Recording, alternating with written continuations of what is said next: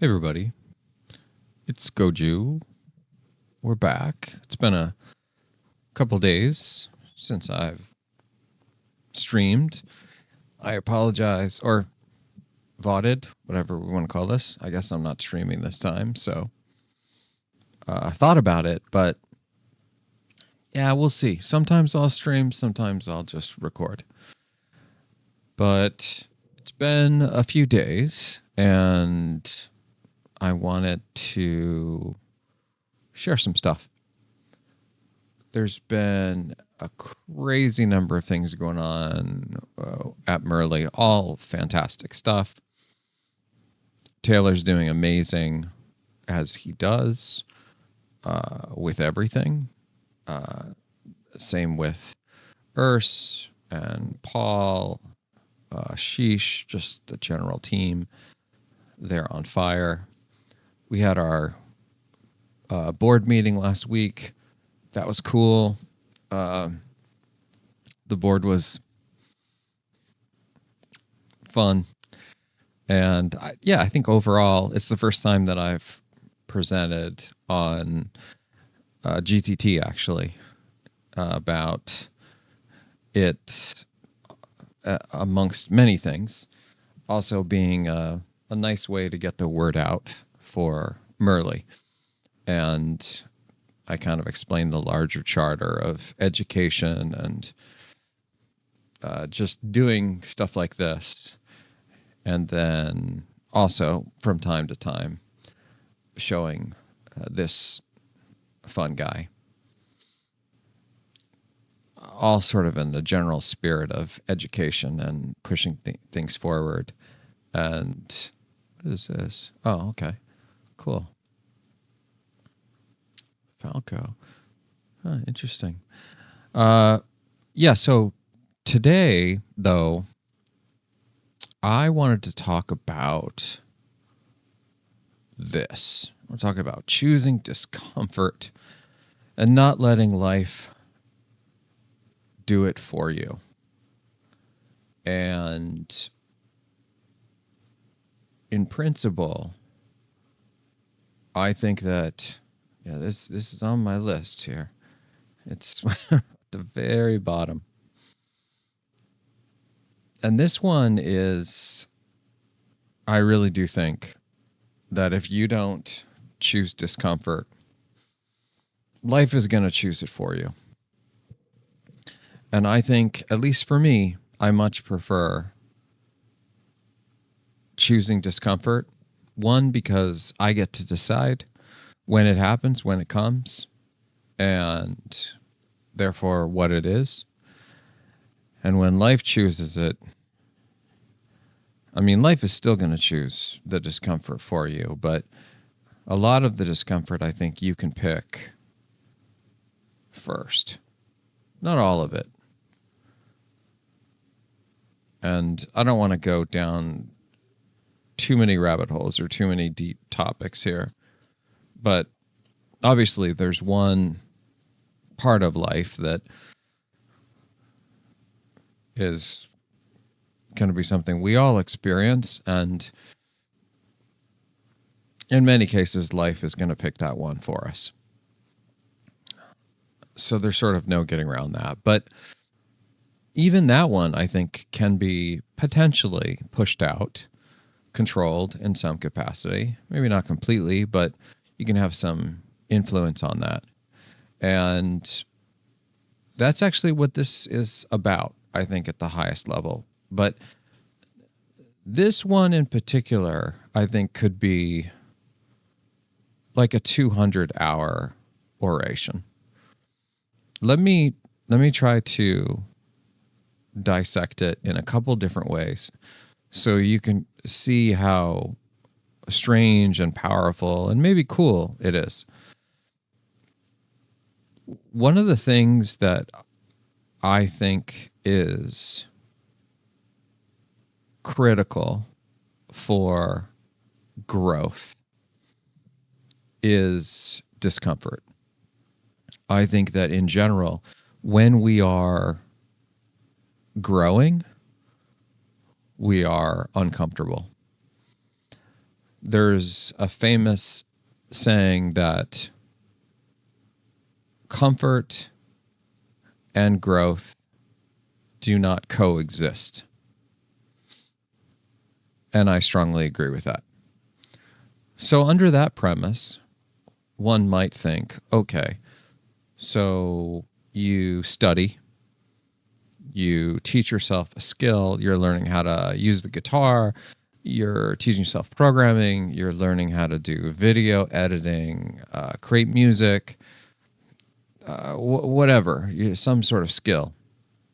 Ride a unicycle, ride a bicycle, learn to swim, any of those things, right? And you're going to be uncomfortable as you're going through that growing experience. Sure. That's one perspective. There's like I'm going to be uncomfortable as I grow, and that's going to be a choice, right? You're choosing the discomfort, and I think that's super cool. I choose discomfort every day. Oftentimes when I'm doing my small footsteps, I'm choosing discomfort.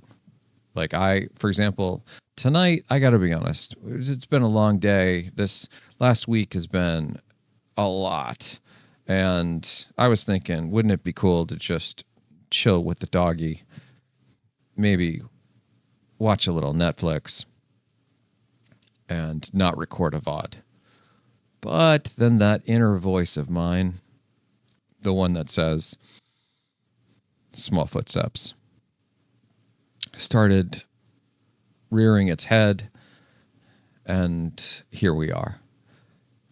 And this is going to be some small amount of discomfort. Not a lot of discomfort, because as I start getting into it, like I already am, it sort of goes away.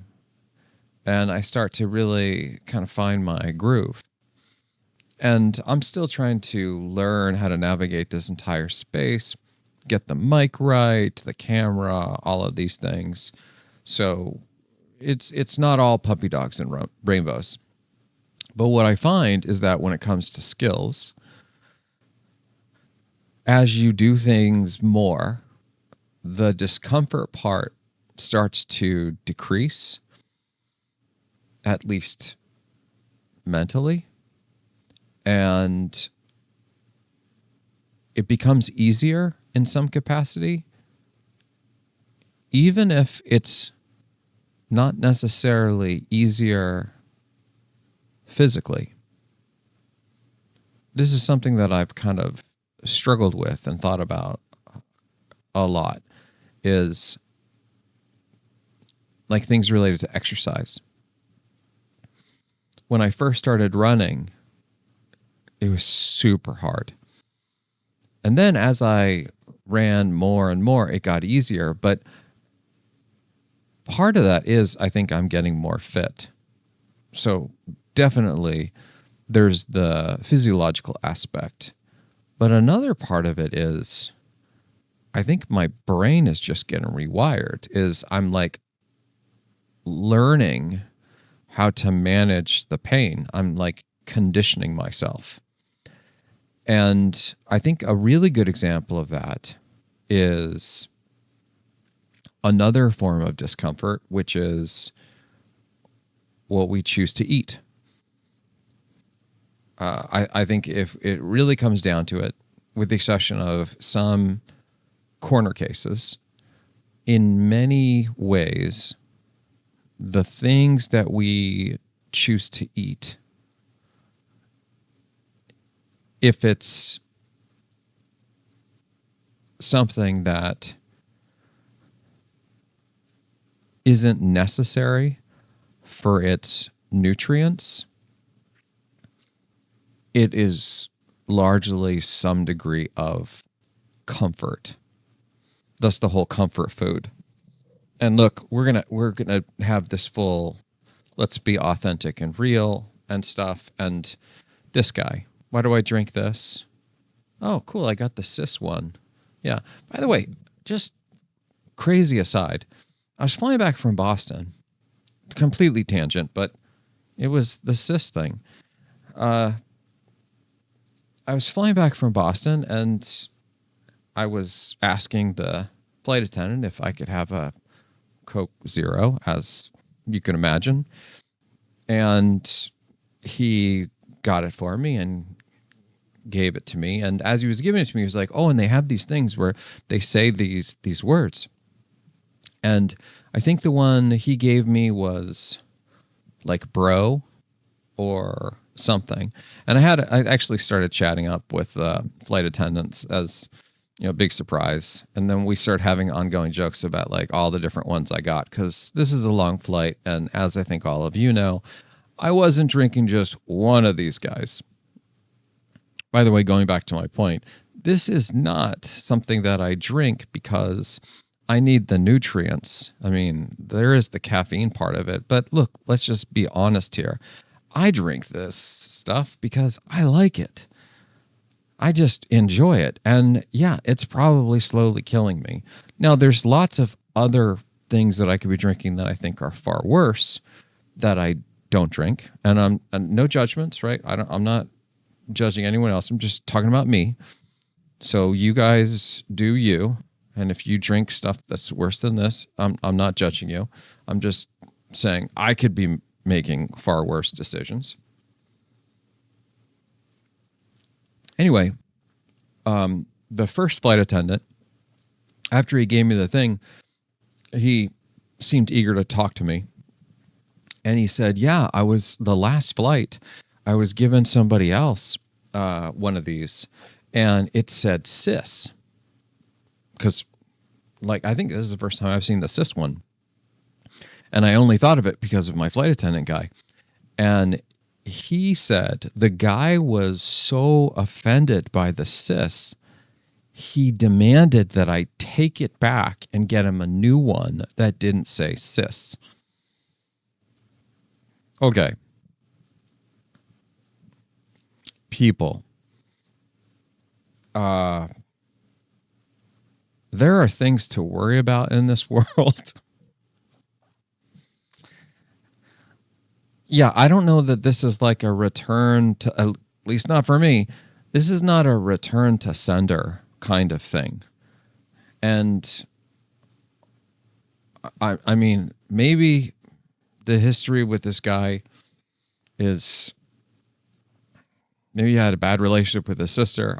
I've got the perpetual don't judge Goju, don't do it. But along those same lines, this one, right? I mean, you could spend all of your time getting distracted by the little things and getting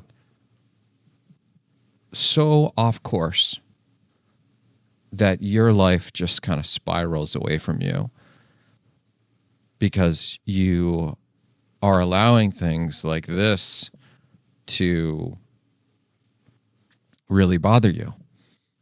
And it reminds me of this thing that I generally say, which is no one in the world should be able to offend you. And the reason why I say that is that allowing someone the power to offend you is giving them a huge amount of control over your emotions. And so it's pretty much impossible for anyone to offend me. They can say all kinds of things to me, and I've heard a lot of it. I'm just unoffendable for the most part. And I used to not be like this, but then I realized that why would I get offended by things that other people have to say? Like, what does that say about me? Like, why do I have to allow other people to control me? Similarly, like this cis thing is that, why would this bother you so much? Like, even if you did have this background where maybe things went bad, I mean, it's just a can, right? Yeah, it feels like there's far more important things to spend our time on than getting offended that a Coca-Cola can says the word cis on it. Or is that even a word? Yeah, it's an abbreviated word. Anyway, good example of things that us Jeters, I think, don't do. And if you've been watching this channel long enough, hopefully you've seen the episodes on not getting distracted by the little things. And this is part of the reason why. One, there's so much to do in life, and there's so many things that like we can be doing, that if you allow yourself to be controlled by these little things, that's what's going to happen. You're going to be controlled by these little things. Likewise, if you allow yourself to be controlled by other little things, those other little things are going to control you. So the other thing that we were talking about with comfort is food. I'm going to be honest for a second. I love food. I love food. I'm not a foodie. So I'm not like one of those, it needs to be Michelin restaurant. And I mean, I'm sort of the opposite of that. My former partners, there's one in particular. She was very much a foodie and 5-star this and want like really great, got some Merly hair or Goju hair floating around. That's probably Goju hair. It's like, can anybody see that? Yeah, that looks like a Goju gray, not a Merly gray. I'm not blaming the dog for that shed. That's a Goju shed. Anyway, I had this partner, and she was super adamant about only eating like the best of food, which in some sense I can. This is not a bad thing. So I'm not trying to say that she's wrong. But I'm more of the mindset of I'm pretty low key that I'll eat fast food. Well, I don't really eat fast food anymore, but back in the day, I would eat it. And if we were on a road trip and there's nothing but fast food, yeah, I'm gonna probably just eat the fast food, or I'll eat the food at like the convenience store. But she was like adamant against that. I mean, not even for those cases. And I liked that she had a really high bar for making sure that this is like quality food. But I also think that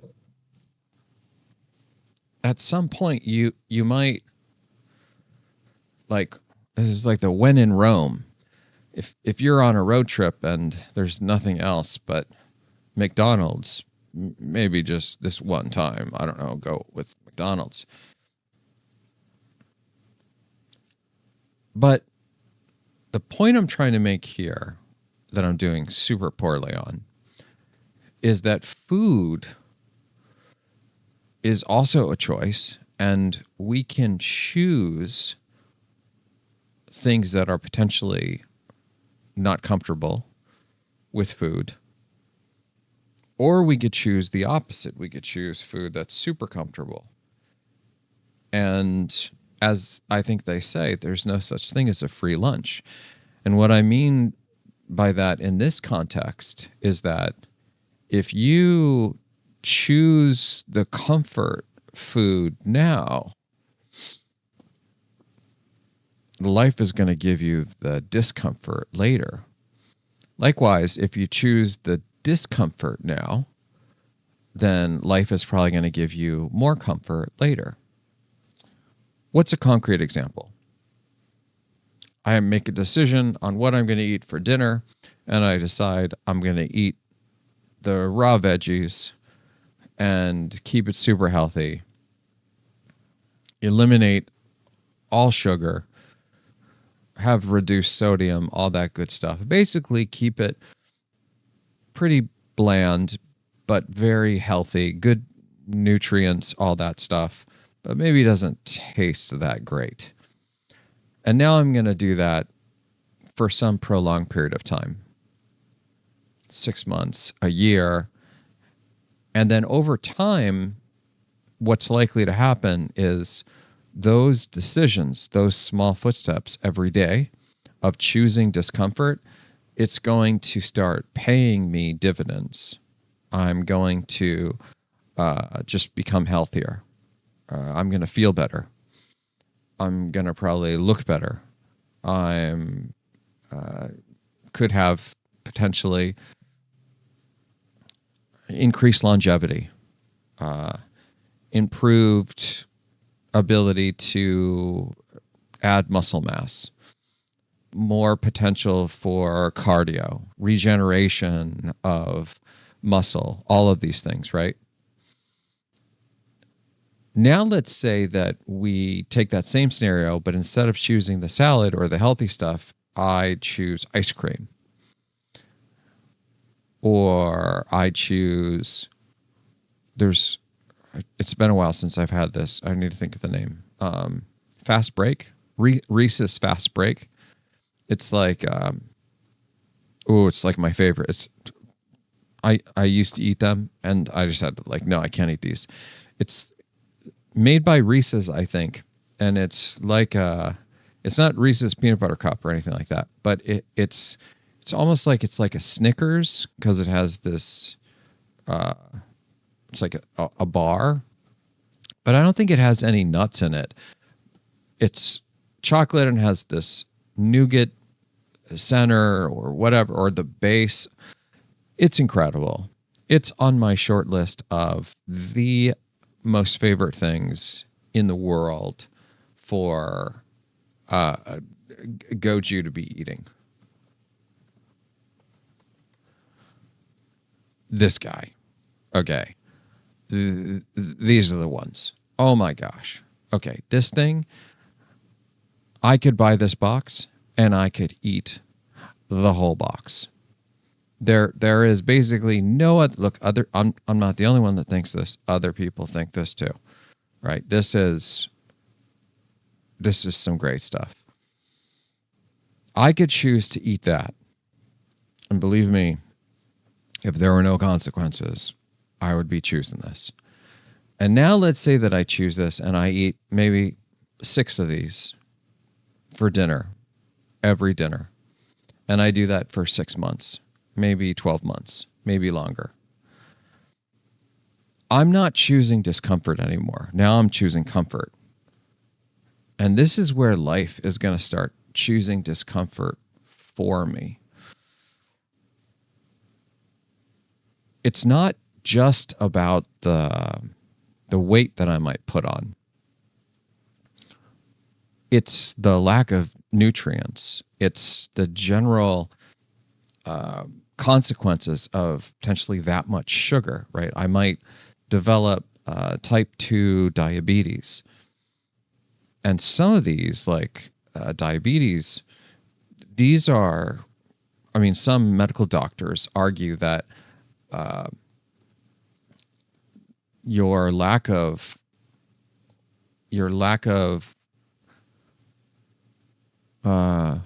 glycogen resistance. So your glycemic resistance is, I think, one of the most important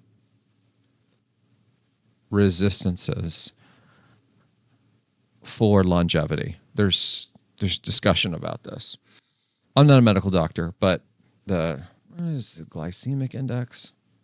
Let's see.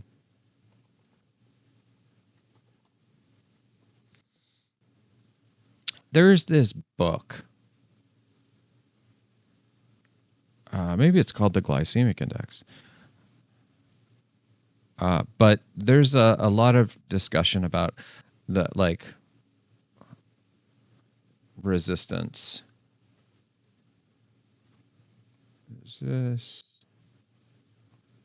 Resistance.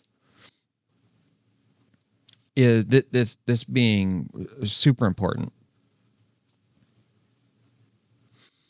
you want to have a strong amount of resistance for insulin or glucose. Yeah, I think I misspoke. Not glycogen. You have a glycogen store. Anyway, yeah, this is something that you exhaust when you run marathons. I think that's why I thought of it, which usually happens between 18 and 20 miles. At least for me, it did. And oh boy, once you run out of that glycogen store, oh my gosh, that's like the wall, because then suddenly your body does not want to move. Anyway, let's pull ourselves out of this Goju rabbit hole. And as we can see that when we choose the fast break comfort, life's not going to let us get away with this for free. There's going to be consequences. And I'm not saying you can't have fun. By all means, have fun. I'm having fun like every day, right? But I think try to be measured. Try to have it be with some degree of regulation. Now, I realize I'm hyper hypocritical here, because I'm literally sipping on my Coke Zero saying, don't do these things. Sure. But again, it could be doing a lot worse things, I think is my takeaway. So still have fun, for sure. But the more that I think you can regulate this, the more that I think you can control this, so you can have a certain amount of comfort, but you don't let it get out of hand. That maybe you allow yourself to have ice cream, but you just have one scoop. Or maybe you allow yourself to have ice cream. Maybe that's your favorite thing, but you only allow yourself to have ice cream once a week. I have a friend of mine who really, really likes drinking, and he has a rule that he's only allowed to drink, I think, 2 days during the week, and then he can drink on the weekend. So basically 3 days out of the week, there's no alcohol. I think that's good. That's a step in the right direction. Again, not trying to be judgmental here. Just saying that when we're choosing comfort, know that we are in some ways putting ourselves into this situation where we have essentially this.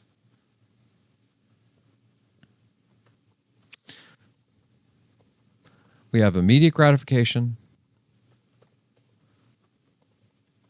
or we have delayed gratification. These are essentially the two. Okay, look, it's a spectrum, right? Okay, so there's stuff in the middle, and how long is delayed, all this stuff. But I think we all know what immediate gratification looks like. This is immediate gratification. I'm going to have some of that right now. Delayed gratification, eating your vegetables, doing exercise, this kind of thing. Okay. Now, for many of you, I suspect this is not news. And you're thinking, yeah, Goju, I know about all this. I'm going to choose discomfort because then life's not going to choose it for me. And so I'll eat my salad and I'll eat my vegetables and I won't get type 2 diabetes, or like I won't smoke cigarettes and then I won't get emphysema. You know, it's like, I know all this. Okay. Definitely. So here's a bit of a doozy though. This choosing discomfort, I think, it's easy to think about this and this notion of delayed gratification when we think about things like the things that we eat, the skills that we're building, the exercise that we do. But oftentimes, we don't necessarily equate this to the relationships that we have with people. But I would argue that it also fits into this space as well. So go with me for a second. Think about the times where you are going to go talk to someone or be at some event or something that you really don't want to do. And I'm in this space all the time. I'm actually, again, people tend to be quite shocked when I say this.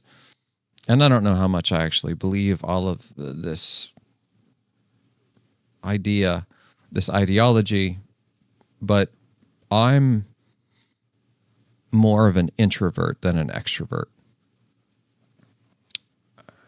Maybe I'm an omnivert. I'm not sure.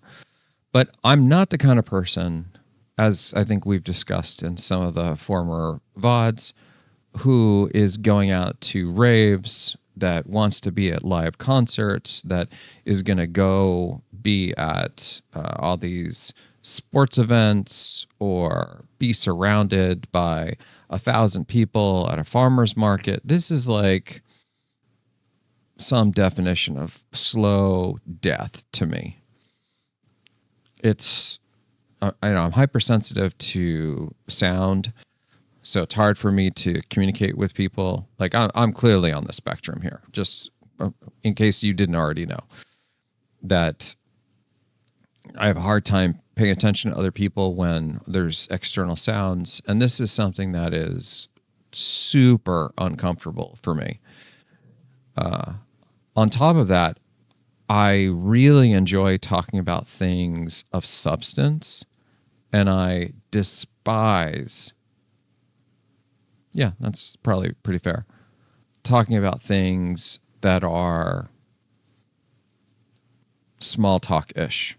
I think this is probably one of the most painful things for me to do, and I think in general, I tend to think of it as a huge waste of time.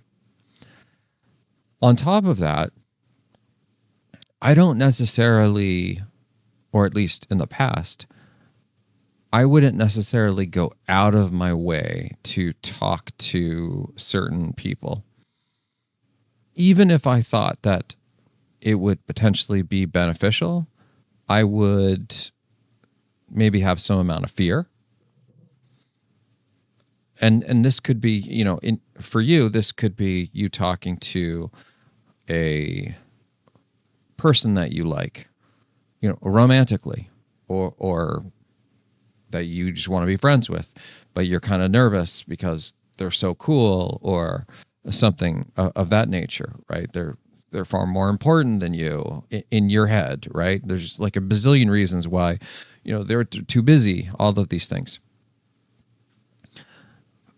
For me, I would kind of some of the people that I would be afraid to talk to would be some of these folks that are really established in my field or the area that I'm working in. Like I mentioned, I think the time I went up to go talk to Morris Herlihy, and I was like terrified. It was literally like, I knew who he was. I was waiting for the right time, and I almost talked myself out of it like 10, 20 times. And then I just forced myself to do it. And now Morris he's like a father to me. I've learned so much from this guy. And so this choosing discomfort doesn't have to be just about things that are only related to you, things that you are going to do for yourself, your exercise, your vegetables, you cleaning your room. It could be also you choosing discomfort on things that relate to other humans. One of those things, for example, could be, this is maybe a really good one, is saying difficult things. One of the things that I find can be very challenging for certain people, especially if they have egos, could be, I'm sorry. Very hard for certain people to say that they're sorry. Why? Because it's extremely uncomfortable for them. It can be extremely uncomfortable because they would have to swallow their pride. They'd have to acknowledge that they made a mistake. They would have to show a certain degree of vulnerability. I'm talking about the cases when they know they've made a mistake, but they still don't want to say it. It's pride. It's hubris, right? I mean, oftentimes I know certain people that I'm not in this category. There are other things that I have trouble saying. Like, for example, one of the things that I used to have trouble saying quite a bit was asking for help. That I could say I was sorry till the sun went down, but asking for help from other people was really hard for me because I saw it as a sign that I couldn't do this thing on my own. And I've evolved from that. I mean, I still have a little bit of this, I don't like to do it because, one, I don't like to impose on people, but two, there probably is some lingering hubris in me that's saying, no, you're so weak that you have to go ask people for help. You couldn't do it yourself. Like, it's so pathetic. Like, this is the inner voice. This is the inner dialogue. And I have to sort of fight that off and say, no person is an island. We all need help. And you aren't overburdening people. You're very careful about when you ask for help. So shut that other voice down. And different people have different sort of areas that I think it's hard for them to say certain things. Some people really struggle saying, I love you. I've known some people that they literally could not, so asking for help, that's one. Saying, I'm sorry, that's another one. Saying, I love you. Saying thank you, right? Like there's a slew of things that I think people can struggle with. And oftentimes, probably the craziest part is the only person they are sort of shortchanging is themselves. It's similar to what we were just talking about when you are choosing to eat really poorly or you're choosing not to exercise. Really, the only person that's really suffering from those bad decisions is you. And it doesn't mean that you always have to pick the discomfort. I'm picking comfort over here right now. But there are times where I think it is really important to say, listen, I need to choose the discomfort here because I need to push for the delayed gratification. And even if you think about the relationships too, like saying the things that are hard, I'm sorry, I made a mistake. That was on me. I love you. Thank you. Can you help me? These kinds of things. Almost always, it's the same thing, is that this is going to not give you immediate gratification. It's going to maybe make you feel lousy. One, because you just have this internal monologue that oftentimes, again, it's what I think it is. It's about giving up power in people's heads when it's related to relationships with other humans or saying difficult things to other people. I think it's oftentimes a transference of power.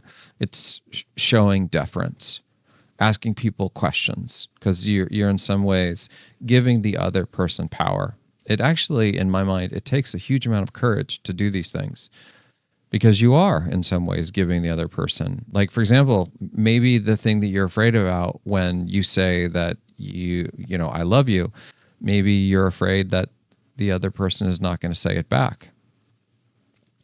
And then on top of that, like, I think that it goes back to this rule over here: avoid reliance on external validation. If you truly love someone or something, it shouldn't actually matter if they or it feels the same way. Like, for example, with this dog, I love this guy unconditionally.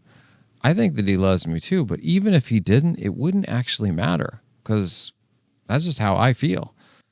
And that's just the truth of the matter. And so I think if you can get over this reliance on external validation or how other people may see you, oftentimes I think that you can start to do these forms of discomfort. And ultimately, what I found is when you can do this, in the long term, this is going to benefit you an incredible amount. It may be hard at first because you may not get exactly the answers that you want, or things like, for example, if you walk up to that person that you're super attracted to and you follow my advice and choose the discomfort and say, I'm going to go ask this person out. Goju said I should do it. And you go ask, and then the person rejects you right on the spot. Yep, it can be hard. And you're not getting the immediate gratification. You chose discomfort. And now, not only was it uncomfortable doing that, now you probably feel even worse, like you got shot down. But this is part of the process, is that what happens is very much like eating your vegetables.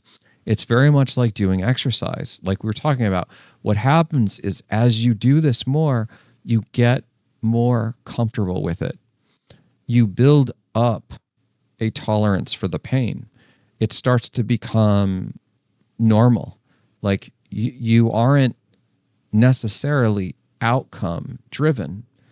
You're journey driven. It's about the process. It's not the outcome. You want to demonstrate to yourself you're courageous, that you're a good person, and that even if the other person doesn't recognize it, I'm going to say sorry right now because I feel like I was in the wrong. And maybe they're going to tell me, yeah, you should be sorry. You're an idiot. You made this huge mistake and you're lucky that I'm even talking to you. Maybe. I've had it go this way. And in cases like when it's gone this way, I think oftentimes the person that's saying this as a response isn't necessarily wrong. They're sort of right. I probably had that coming. And so just like with the vegetables and exercise, when you start to use this with your relationships, and keep in mind, it could be the opposite of what I'm saying. For me, one of the things that's hardest with people is the discomfort that I'm feeling or will feel is to say things to them that might give away some power. The I need help. Can you help me? This is right. You have to really I have to really humble myself. And when I first started doing this, it was really hard. But it definitely got better. Another part, and this is not a problem that I have, but other people may have this, is for other people, what I find is it's not in the saying of things, it's in the not saying things. So I'm really good, for example, about creating boundaries with people. fantastic. Like, I have really good boundaries, and if people overstep, I'll just be like, nope, you're overstepping.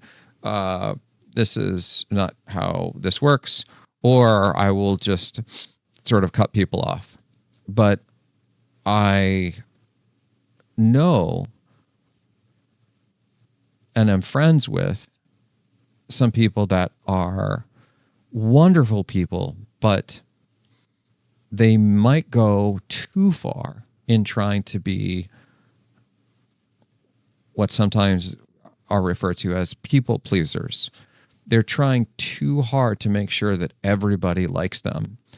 And again, like, I find that it's not like a popularity contest. It's not they're doing it because they want everybody to vote them as most beautiful guy or girl or something like that. It's really that they want to be viewed positively in other people's eyes, or they just get a sense of satisfaction knowing that they're like helping other people. And in many cases, I think that can be wonderful. And in some sense, that's sort of what I'm doing here, right? Is I'm sharing this because I'm hoping that this will resonate with someone, and maybe they'll learn something or see life from like a slightly different angle than if they hadn't seen this. However, there are people that when you see that they're a bad actor, or you see that they're taking advantage of you, if you continue to support those people because it's easier than not supporting them, easier than drawing a line in the sand and saying, no, actually, you've gone too far. This is across this boundary that I have, or I'm not going to enable bad behavior. In fact, I think this is like a psychological thing.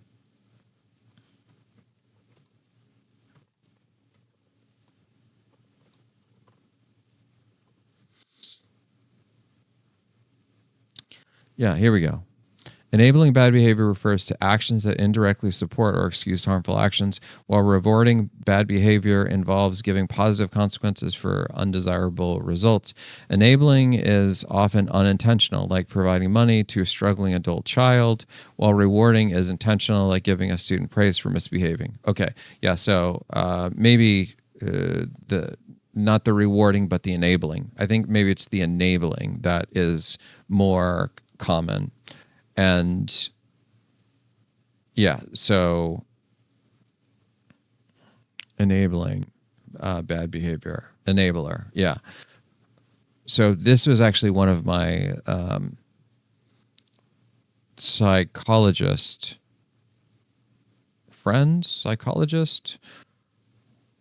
Yes, I think so. With a PhD, psychiatrist with an MD.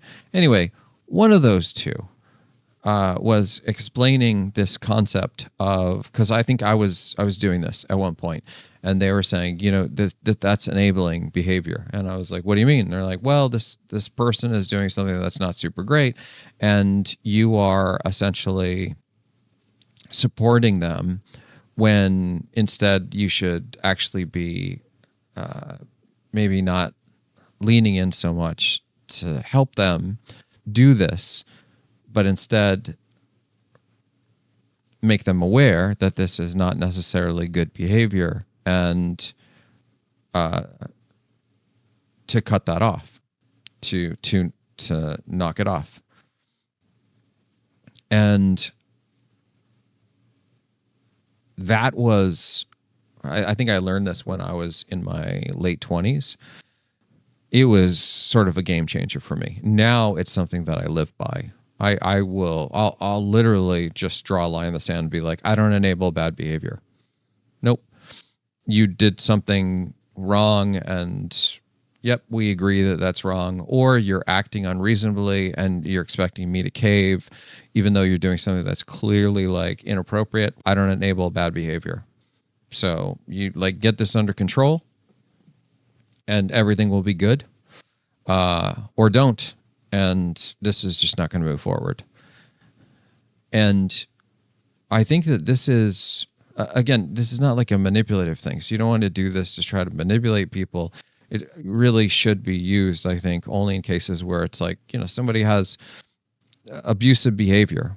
They're physically abusive or psychologically abusive, emotionally abusive, whatever. And you're like, this is abusive behavior. I don't condone this, and I'm not going to support this. And so you need to knock this off. You need to stop behaving this way. Otherwise, we're just not going to be around each other.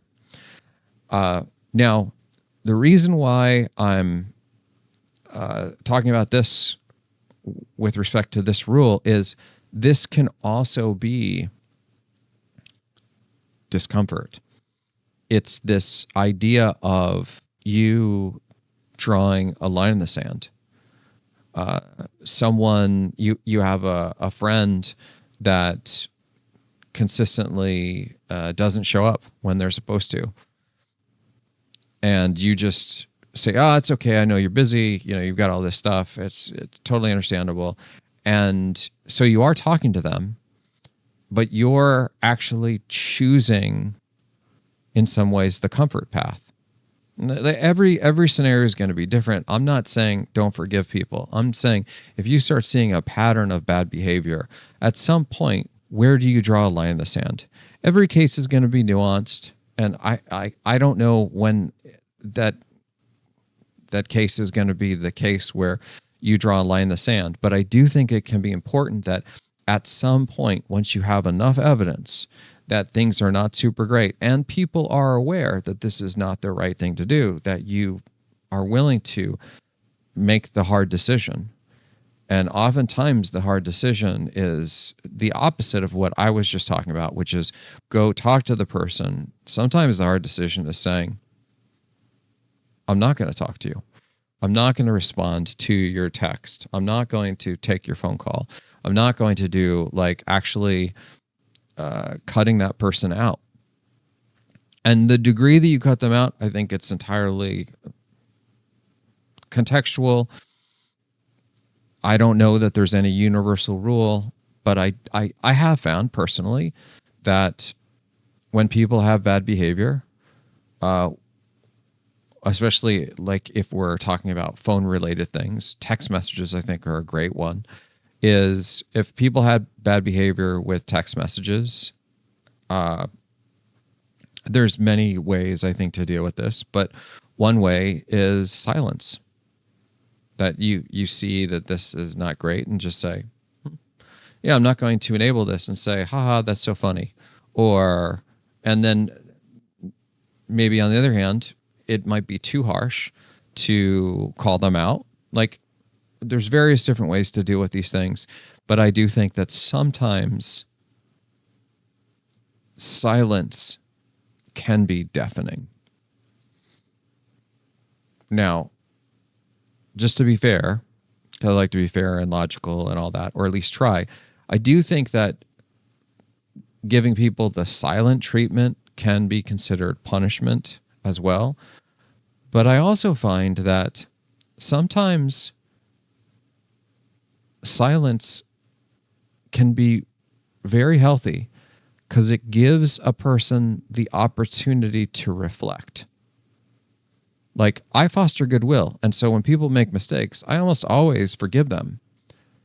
But it doesn't necessarily mean that I need to tell them right now, so first, I already forgive you, but I didn't really like that comment. One, maybe I don't have time to get into the debate with them. I'm too busy. Two, maybe that's too quick. It doesn't give them enough time to sort of be in timeout. Because I do think, again, if you're too fast to forgive people, that can be enabling behavior too. Whereas sometimes silence, just no response, a non-responsive response can be wildly powerful.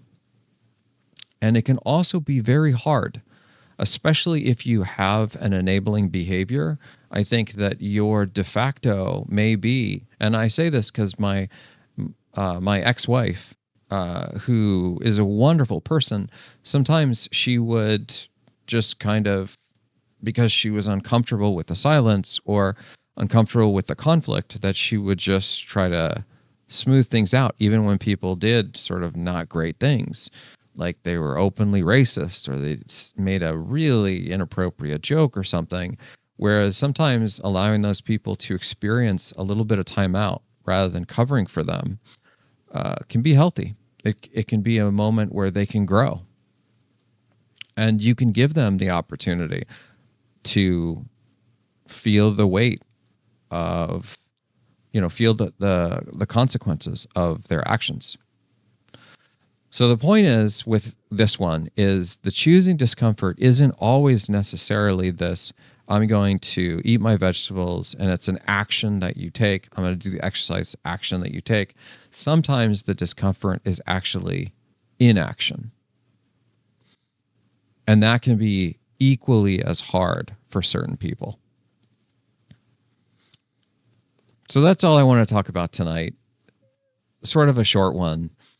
I realize this is super nuanced, and I'm sure some people are going to not be thrilled with this because it's the whole silent treatment and this is not good, and communication is always, we must keep talking and all this stuff. And again, I don't necessarily disagree with this, but at some point, if people are like wholly irrational, I think that more talking is not necessarily going to solve things.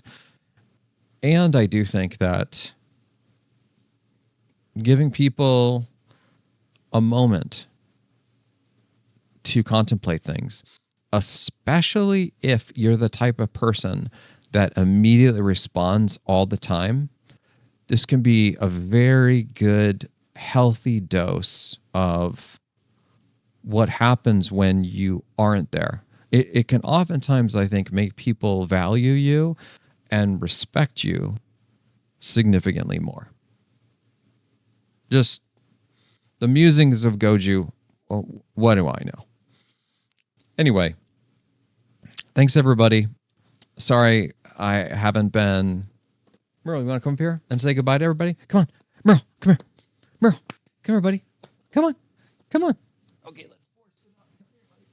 Come here, buddy. Oh, yeah, we got... Well, the doggy is here to say good night, everybody. Thank you so much for being the awesome community of Jeters, and feel free to share any additional comments you have on this hypersensitive and super thought-provoking topic. All right. Until next time.